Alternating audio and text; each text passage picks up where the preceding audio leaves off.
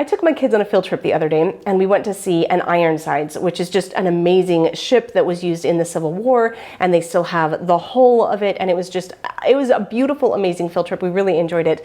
And while my kids were there doing a lot of the activities that they had, I was talking with some of the other moms.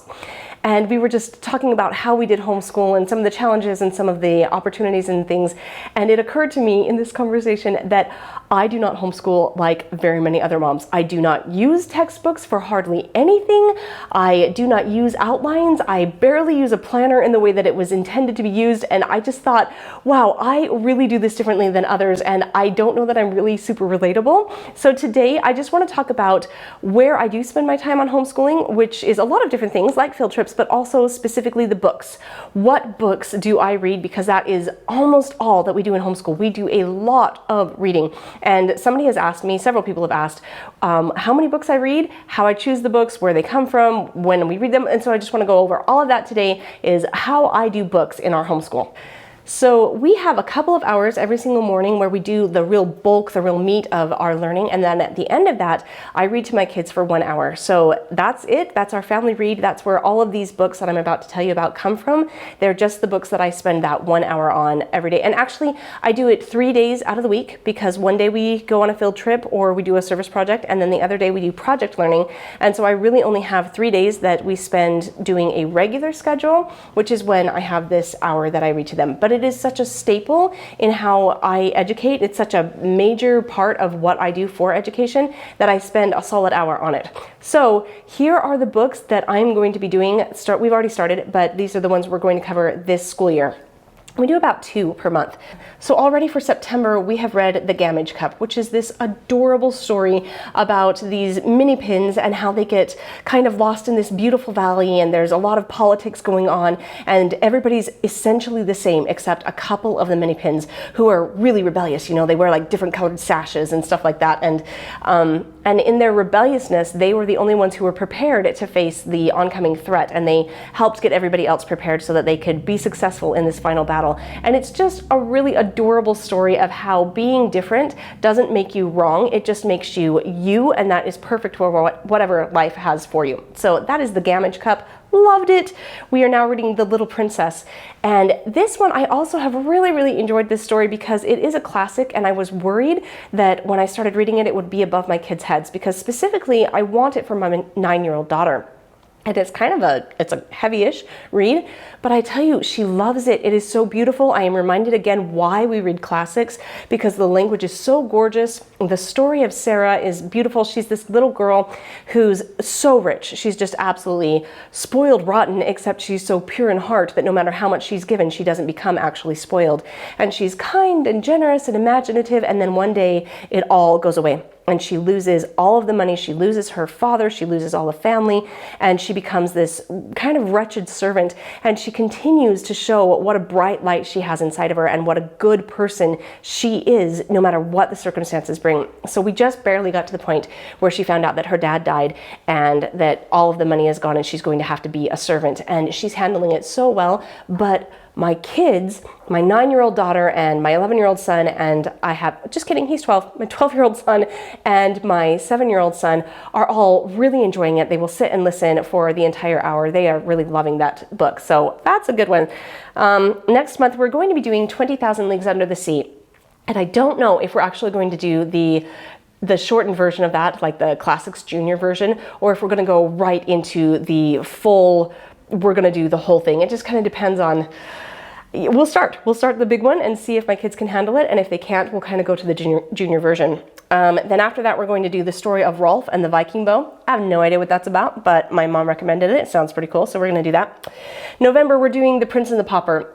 My favorite version of The Prince and the Pauper is Mickey Mouse. So that is not a classic. Well, it is. It's just a different type of classic.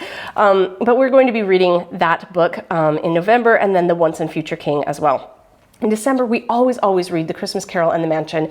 It's a very it's a tradition, you know, it's something that we do every year, and it also really, they teach such important messages. And there's also another book that goes with the Christmas Carol. I can't remember what it's called right now. It's the second book in that series, written by somebody else, not Charles Dickens, but the author who wrote it did such an amazing job. I love reading it. I feel like I'm transported just right back to the same place, and it's the story about Marley instead of Scrooge. So if we're really on it, I can read both of those books plus The Mansion, because The Mansion isn't a very big book, but we'll see. You know, it always depends. December can get really busy. And then in January, we're going to do Joan of Arc, Warrior Saint, and Ivanhoe. And then in February, we're going to read Sir Gawain and the Green Knight. And this book, it is one of my favorite books. In fact, when I was writing up goals for my kids for before you graduate high school or homeschool high school, this is what I want you to have read. This is what I want you to be exposed to. This was like the first book I wrote down, because this book is just somebody who chooses the right in the face of horribly difficult temptation. That really quickly, the story goes that Sir Gawain is sitting in a big banquet hall, and they're ready to have the banquet, but somebody has to perform a service, I think, before they can have this food served. And so he's really kind of drumming his fingers. He's like, come on, I'm starving. And this Green Knight comes in and he says, one of you take a swing at me and I'm going to take a swing at you, and whoever wins, yay. And everybody's like, what are you talking about? You know, this is not allowed. We're having a big banquet, go away. And it's been a couple years since I've read it, so I don't remember all the details. But in essence, he convinces Sir Gawain to get up, and he fights, and he doesn't, or, oh, I remember now. Okay, so Sir Gawain gets to chop off his head, but then in a year's time he has to show up so that the Green Knight can try to chop off Sir Gawain's head. And so he convinces him to do this. He chops off his head. The Green Knight turns around, picks up his head, and wanders out and says, okay, I'll see you in a year. And it's this shocking and really horrifying thing, and they're like, okay, I guess that guy's okay.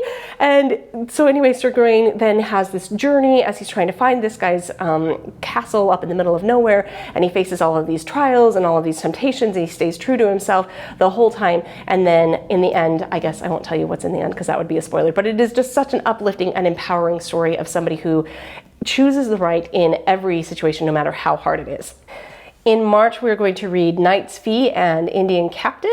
In April, we're going to read Huckleberry Finn and The Lost Prince. And then in May, I just know that at that point, I'm going to be easing off and feeling like we need to get into our adventure stories, which is generally what we do in the summertime. We're really much more focused on fantasy or action and adventure.